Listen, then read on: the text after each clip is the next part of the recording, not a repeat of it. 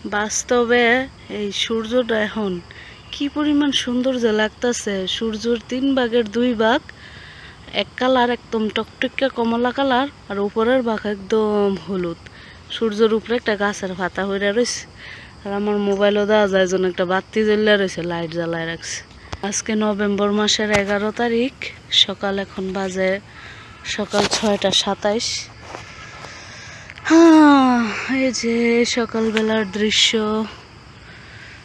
এই যে আপনাদের ভাইয়া ক্ষেত নিরাচ্ছে, ক্ষেতের ঘাস পরিষ্কার করতেছে। এই ক্ষেত আবার ফিরে ট্রাক্টর এনে চাষ করা হবে, হাল চাষ, কারণ এখানে আর কোনো সবজি টবজি লাগানো যাবে না। মাটি চাইপা শক্ত হয়ে গেছে, গাছের শিকড় ছড়াইতে পারে না। আসসালামু আলাইকুম আমার প্রিয় ভিউয়ার্স, আপু ভাইয়ারা, বন্ধু বান্ধবীরা, আশা করছি আল্লাহর অশেষ রহমতে তোমরা সবাই অনেক ভালো আছো। আলহামদুলিল্লাহ, আমিও ভালো আছি। এই যে তোমাদের সাথে তো আমি আমার যে ভিডিওটা যখন করছিলাম তখনকার ভয়েসটা একটু দিয়ে দিয়েছি। তো এই যে দেখো, একদম ভোরবেলায় হচ্ছে আমি নাস্তা বানাচ্ছি, কারণ তোমাদের ভাইয়া হচ্ছে ক্ষেতের মধ্যে অনেক সকাল থেকে কাজ করতেছে। তো ডায়াবেটিসের মানুষ, তো যদি সময় মতো খাবার না দেই তাহলে কিন্তু অনেক কষ্ট হয়ে যাবে। আর যখন ডায়াবেটিসের রোগীরা পরিশ্রমে কাজ করে তখন কিন্তু ওদের ভালো খাবার খেতে হয়, আর না হলে সুগার হচ্ছে ফল করে, তাই না? তো আপু ভাইয়ারা, যখন হচ্ছে অনেক দিন ধরে ভিডিও দেই না, তো আজকে 22 তারিখ, একটু আগে তোমাদের সাথে হচ্ছে একটা ভিডিও শেয়ার করেছিলাম 22 তারিখ সন্ধ্যার পর। তো মাগরিবের নামাজের আগে আমি ভয়েস ওভার দিচ্ছিলাম, কারণ ক্ষেতের কাজকর্ম নিয়ে এতটাই বিজি ছিলাম যে সুন্দর করে যে ভিডিও করব বা প্রতিদিন যে অন্তত একটি করে ব্লগ দিব, আপলোড করব, সেটা কিন্তু হয়ে উঠছিল না। তো অনেক দিন ধরে পিসি নিয়ে বসার সময় পাই না। তো আজকে বিকেল থেকে একটু পিসিতে বসেছিলাম, তারপর ভয়েস ওভারটা দিয়ে ভিডিওটা রেন্ডার করতে দিয়ে হচ্ছে আমি গিয়েছিলাম অজু করে এসে মাগরিবের নামাজটা পড়ে তারপর হচ্ছে ভিডিওটি আপলোড করতেছিলাম। তো 22 তারিখে গতকালকে হচ্ছে ভিডিওটি আপলোড করার সময় আপলোড করে হচ্ছে আমি থাম্বনেলের কাজ করতেছিলাম ভিডিওর। ঠিক ওই মুহূর্তেই হচ্ছে হঠাৎ করে তোমাদের ভাইয়া পাশে বসা ছিল, ও বলতেছে যে আবার তো ভূমিকম্প হইতাছে। পরে এতটুক বলছে, পরে তো আমি বলতেছি কি না, তারপর হইতেছে কি না বলার সাথে সাথেই দেখে আবার আমার পুরো পিসি হচ্ছে শেক করতেছে। তো আমার ঘর হচ্ছে দুলতেছে, কাঁপতেছে। তো আমি হচ্ছে লা ইলাহা ইল্লাল্লাহ সুবহানাকা ইন্নী কুনতু মিনাজ জালিমিন তাড়াতাড়ি বলে হচ্ছে দোয়া ইউনূস বলে পড়ে তাড়াতাড়ি হচ্ছে ঘর থেকে বের হয়ে গিয়েছি। তো আমাদের আশেপাশে তো ওইরকম বাড়িঘর নেই, চকের মধ্যে বাড়ি, আমরা চাইলে কিন্তু দৌড় দিয়ে বের হয়ে যেতে পারি, কিন্তু এই ঢাকা শহরের মানুষের যে কি অবস্থা হবে আল্লাহই ভালো জানে। তো আমরা সবাই যেন বেশি বেশি করে আল্লাহকে স্মরণ করি, তো সেটাই তোমাদের সাথে বলি। তো সবসময় আল্লাহকে স্মরণ রাখবা, শুধু বিপদের সময় না, সর্বসময়। তো ওই দিনকে হচ্ছে আমি অনেক মজার মজার খাবারগুলো রান্না করতেছিলাম। তো আমি একটু আগে মনে মনে বলতেছিলাম এই খাবারগুলো পাইলে আমি এখন 1 প্লেট ভাত খেয়ে ফেলতে পারবো। তো এই তো ওই দিনকে আমি কি রান্না করছিলাম শোনো। ওই দিন আমি হচ্ছে বেগুনে নিরামিষ রান্না করছিলাম টমেটো দিয়ে। তো কিভাবে বসালাম সেটা তো দেখতেই পাচ্ছ। আর এখন হচ্ছে আমি ইলিশ মাছের কাটা বাছতেছি, ইলিশ মাছের কাটা বাছতেছি। দেখো, এতটুকু একটা ছোট্ট ইলিশ মাছে কত বড় একটা ডিম হয়েছে, এটার পেটের এই মাথা থেকে ওই মাথা পর্যন্ত খালি ডিম আর ডিম, মাছের যে অংশ সেটা নাই। তো কি হয়েছে, অনেক দিন আগে তোমাদের ভাইয়া আমাদের বাসায় অনেকগুলা ছোট ছোট ইলিশ মাছ আনছিল, 200-250 গ্রাম সাইজের এক একটা মাছ। তো ওইখান থেকে হচ্ছে 2টা মাছ ছিল অনেক নরম। তো ইলিশ মাছের ঘাটি কিন্তু আগেরকার গ্রাম বাংলার খুবই একটা পরিচিত বা ফেমাস একটি খাবার। এই যে দেখো, আর এই দিক দিয়ে হচ্ছে আমি কাটাও বাছতেছি একদিক দিয়ে, আরেক দিক দিয়ে কিন্তু আমি চুলাতে রান্নাও করতেছি। ওই পাশের চুলাতে হচ্ছে পেঁপে আলু ডাল সিদ্ধ করতে বসাইছি, আর এই পাশে হচ্ছে বেগুন কষিয়ে তারপর হচ্ছে টমেটো পেঁয়াজ কাঁচামরিচ দিয়ে দিছি। আর এই যে আমাদের ক্ষেত থেকে হচ্ছে বিলাতি ধনিয়া পাতা তুলে এনেছি, এইগুলো হচ্ছে আজকে তরকারিতে দিব, কারণ দেশি ধনিয়া পাতা যখন এই ভিডিওটা করেছিলাম বা রান্নাটা করেছিলাম তখন কিন্তু দেশি ধনিয়া পাতাগুলো একদম ছোট ছোট ছিল, খাওয়ার আন্দাজ হয়নি। তো ওই যে আমি পেঁপে আলু সিদ্ধ করতে দিয়েছিলাম ডাল, তো ওইগুলোর মধ্যে হলুদ মরিচ দিয়ে দিলাম, লবণ দিয়ে দিলাম, আর এখন হচ্ছে দিয়ে দিচ্ছি বেগুন পটল আর হচ্ছে কয়েকটা সিম। তো কি বলবো, তো এখন কিন্তু একটু সস্তার মধ্যে পটলই হচ্ছে একটু সস্তা, আর শীতকালীন সবজি কিন্তু সব অনেক দাম।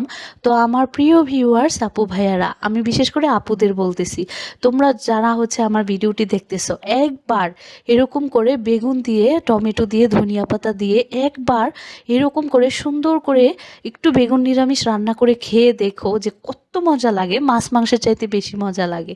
তো এই তো আমি হচ্ছে এখন উস্তা দিয়ে হচ্ছে পোয়া মাছের তরকারি রান্না করব। তো দেখো আমি এই তরকারিতে কি করেছি, আমি যে ইলিশ মাছটাকে লবণ আর হলুদ দিয়ে সিদ্ধ করেছিলাম, ওই সিদ্ধ করা হচ্ছে অনেকগুলা পানি ছিল, তো আমি পোয়া মাছের তরকারিতে হচ্ছে ওই পানিগুলো দিয়ে দিছি। আর ওই ছোট দুইটা ইলিশ মাছ যে দুইটা নরম হয়ে গিয়েছিল, ওই দুইটার সাথে হচ্ছে অনেকগুলা ইলিশ মাছের কাকনাও ছিল, মানে কানসাও ছিল, ওই কানসাগুলো আমি সাথে দিয়ে, তো আমি হচ্ছে আজকে দেশি উস্তা দিয়ে হচ্ছে পোয়া মাছের ঝোল রান্না করব। এই জন্য হচ্ছে তেলের মধ্যে হচ্ছে হলুদ মরিচ লবণ দিয়ে আমি হচ্ছে এক হাঁড়ি মানে পরিমাণ মতো পানি দিয়ে দিছি ঝোল। তো উস্তাগুলো যদি প্রথমে কষিয়ে নিতাম, তারপর আবার পানি দিয়ে অনেকক্ষণ ধরে সিদ্ধ করতাম, তাহলে কিন্তু উস্তা তিতা হয়ে যেত। এই জন্য হচ্ছে মশলাটা কষিয়ে নিয়ে তারপর বেশি করে পানি দিয়ে, পানিতে বলক চলে আসার পর উস্তা দিয়ে, উস্তাগুলো সিদ্ধ হয়ে যাওয়ার পর হচ্ছে পোয়া মাছগুলো উপর দিয়ে বিছিয়ে দিতে হবে, তাহলে কিন্তু তরকারিটা বেশি তিতা হবে না। আর এই যে এদিকে আমি হচ্ছে বুটের ডাল, তারপর পেঁপে, আলু, সিম, এগুলো তো সব কিছু দেখতেই পেয়েছো, হলুদ মরিচ লবণ দিয়ে হচ্ছে সিদ্ধ করে নিয়েছিলাম। তো মানে একটা পাঁচমিশালি সবজি রান্না করতেছি আগামীকাল সকালবেলা, মানে রুটি পরোটা দিয়ে খাওয়ার জন্য।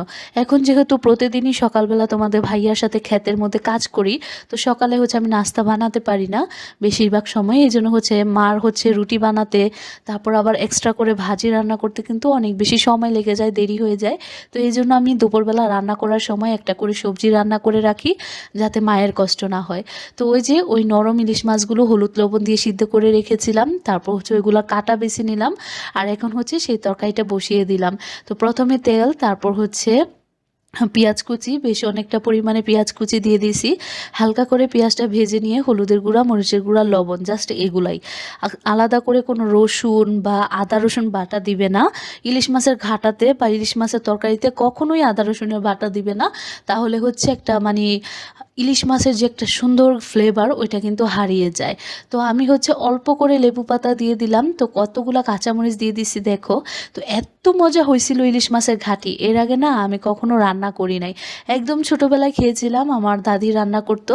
তো আমাদের তো মেঘনা নদীর পাশে বাড়ি, তো আমার আব্বু যখন হচ্ছে মেঘনা নদীর মানে আগের দিনে তো এত মাছ তোলার সাথে সাথে যে একদম বরফ দিয়ে ফেলবে, বরফের ব্যবস্থা ছিল আমাদের যখন ছোটবেলা, তখনও কিন্তু বরফের ব্যবস্থা ছিল, কিন্তু ওই যে এখন যেমন মানে জাল থেকে মাছটা তুলেই সাথে সাথে বরফে দিয়ে দেয়, আগে কিন্তু এরকম ছিল না।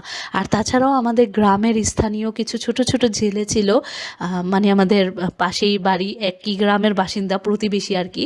তো ওনাদের থেকেও আমার আব্বু অনেক সময় মাছ আনতো। তো দেখা যেত কি, অনেক মাছ হচ্ছে মানে আগে মানে এক একটা মাছ 20 টাকা পিসও কিনে আনছে আমার আব্বু, আমরা যখন ছোট ছিলাম।